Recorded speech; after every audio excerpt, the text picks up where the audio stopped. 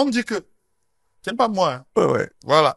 On dit que vous avez, d'une façon ou d'une autre, profité du système de par votre naissance. Uh-huh. Et aujourd'hui, vous faites semblant de le combattre pour être tranquille.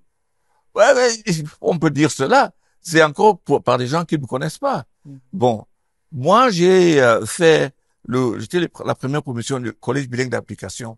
Maintenant c'est le lycée bilingue d'application. Quand Ah, l'école normale, je suis uh-huh. entré là-bas en 65. Ça fait longtemps. Ah ouais. Et puis mon père est devenu premier ministre en 68 et je suis parti au lycée bilingue de Boya.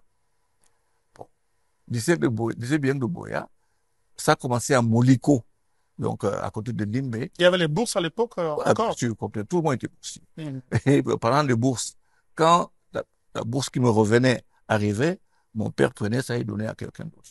Il envoyait, il choisissait des gens comme ça. C'est parce qu'il avait les moyens Ouais, il d'un disait côté. que bon, il disait que c'était pas normal que je touche la bourse. J'étais bien malheureux parce que les gars, leurs 21 500, ils le montraient, moi je n'avais rien.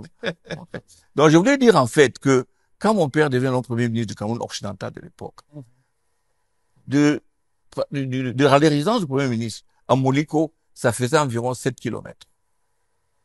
J'étais amené, quand j'étais pas à l'internat, à le faire à pied ou à payer un taxi. Étant enfant de premier ministre, Et vous allez à l'école à ce pied. n'est pas tout. Non seulement ça, quand je lui disais que je suis un peu en retard, je disais à ma mère, quand on me dépose, je dis que tu as vu ce qui est marqué sur les voitures? Il dit oui, c'est marqué quoi? Il dit résidence du Premier ministre. Bon, voilà. Quand tu vas être Premier ministre, tu vas entrer dans les voitures de l'État.